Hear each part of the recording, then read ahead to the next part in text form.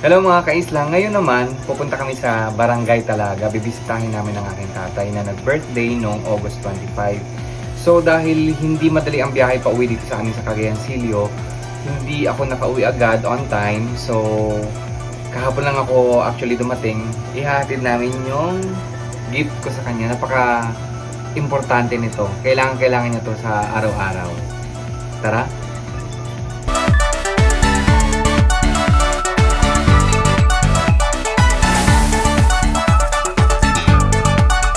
Nandito na tayo ngayon. So, eto na, ibibigay ko na yung gift.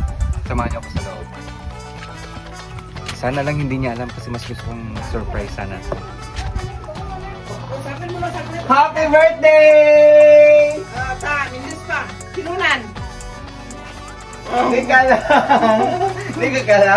Happy birthday! Manong kinang. Hindi ano. Gadali ka mo yan? Gadali ka? Inis ay regalo ko ka na. Dapat sa nugatong tapo. So yan, ipapatry natin.